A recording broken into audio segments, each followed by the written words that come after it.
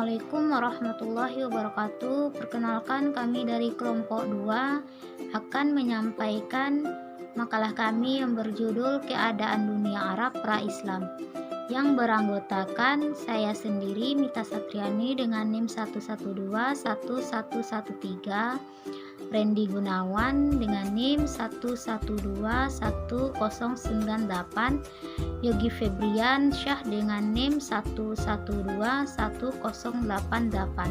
Itulah materi pertama, yaitu A. Kehidupan masyarakat Arab pra-Islam. Historiografi masa pra-Islam. Sejarah secara istilah berasal dari bahasa Arab, yaitu sajarah yang berarti pohon.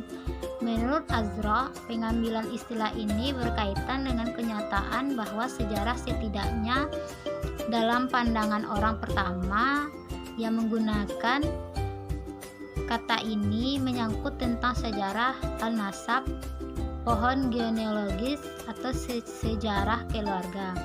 Dan bisa jadi kata kerja sejarah juga punya arti to happen, to occur, dan to develop.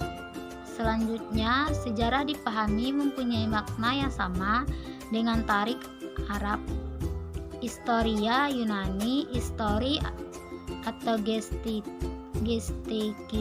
Jerman. Ada juga yang memberikan pengertian bahwa sejarah berasal dari kata Yunani, yaitu historia yang berarti ilmu.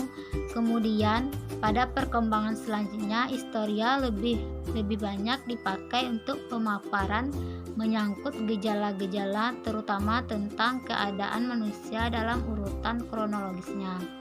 Sejarah merupakan bagian internal yang tak bisa dilepaskan dari segala aspek kehidupan manusia.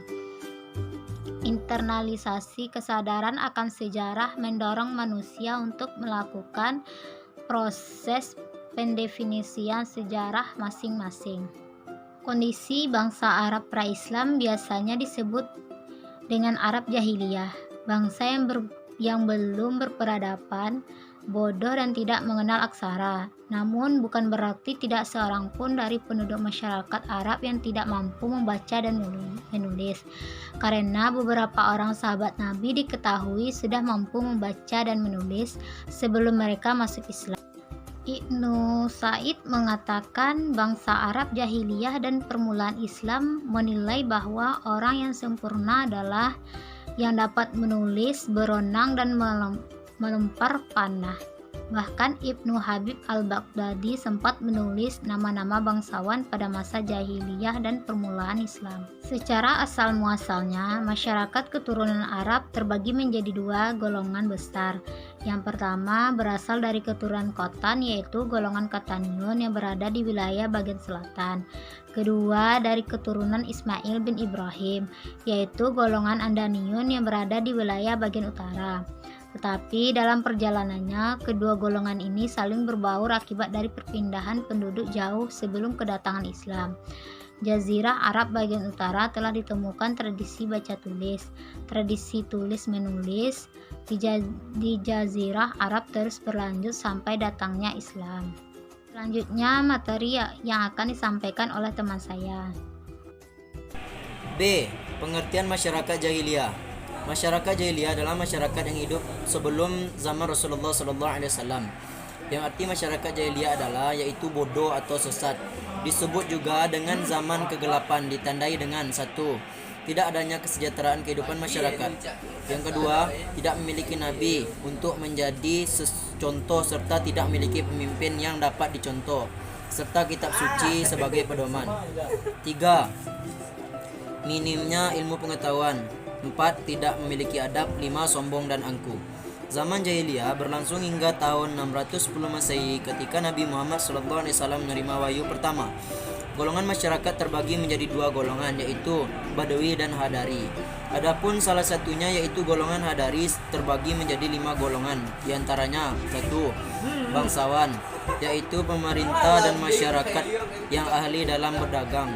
2. Agama dan pendeta, yaitu ahli sihir dan penyair. 3. Hamba saya, yaitu budak. 4. Wanita. 5. Rakyat biasa. C. Ciri-ciri masyarakat jahiliyah. Berdasarkan aspek agama dan kepercayaan, terdapat berbagai agama dan kepercayaan masyarakat jahiliyah seperti Majusi dan Nasrani, berhala, bahkan ada yang percaya animisme dan tahayul. Keberagaman ini terjadi karena terdapat pengaruh asing. Di samping itu, terdapat harapan pada alam sekitar dapat memberi berkah dan mencukupi kebutuhan sehari-hari. B. Berdasarkan aspek politik dan kedaulatan. Struktur politik masyarakat Arab di wilayah utara dan selatan tidak stabil karena Hira dan Ghazan di bagian utara dikuasai oleh Romawi dan Yaman, sedangkan bagian selatan dikuasai oleh Romawi dan Persia. Di bagian Arab Saudi juga sedikit lebih baik karena politik yang jelas, terdapat penegak hukum Darul Nadwa. Selain itu juga ada pimpinan yang diberi gelar syekh. Namun dalam politik tersebut tetap mengandung unsur-unsur jahiliyah. Mereka menganut politik khafilah yang saling menyebarkan pengaruhnya sehingga dapat menyebabkan perebutan kekuasaan, sikap diskriminatif dan agresif.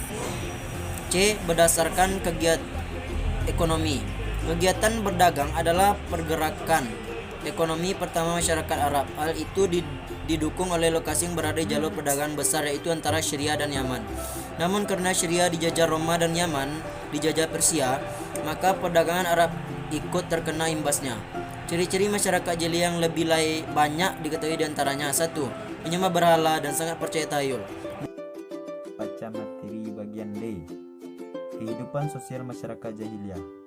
Kebiasaan masyarakat jahiliyah adalah kesenian seperti bersyair, dapat menggambarkan kehidupan budi pekerti, dan adat istiadat bangsa Arab pra-Islam sampai dengan awal kehadiran pendidikan Islam yang terkenal dengan zaman jahiliyah.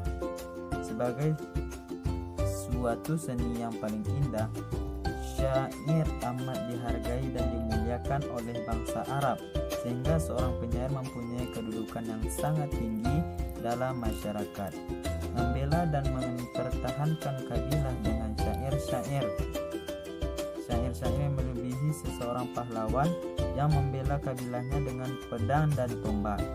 Syair sangat berpengaruh bagi bangsa Arab sehingga dapat meninggalkan derajat seseorang yang tadinya hina. Masyarakat jahiliyah juga memiliki sistem perkawinan. Dalam perkawinan, mereka mengenai berbagai macam-macam. Di antaranya istibdia, itu persoalan poliandri, yang ketiga maktu, yang keempat badai, yang kelima sigor. Yang E, ekonomi masyarakat jahiliyah. Kesejahteraan ekonomi salah satunya dipengaruhi oleh unsur sosial, yaitu keamanan. Padahal jika tidak kita lihat sendiri, kondisi bangsa Arab saat itu sangat memprihatinkan. Peperangan hampir menjadi sekitar sehari-hari. Al-Mubarakfuri dalam Rahikul Maktum menyebutkan bahwa pendapat terbesar bangsa Arab didapatkan dari berdagang. Mereka sering dilakukan perjalanan untuk berdagang. Aktivitas perdagangan tersebut tidaklah mudah bagi mereka karena dipengaruhi oleh keamanan. Adapun sistem perekonomian masyarakat jahiliyah sebagai berikut. Yang pertama, sistem sewa-menyewa dengan emas. Yang kedua, sistem bagi hasil produk. Yang ketiga, sistem pandego. Yang keempat, dalam perdagangan masyarakat jahiliyah juga memiliki sistem perdagangan, diantaranya para pedagang Arab Selatan dan dari Yaman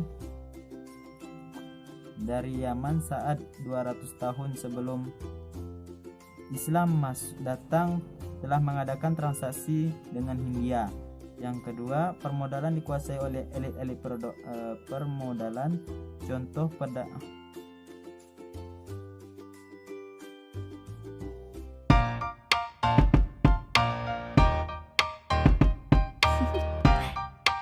Do you want to know?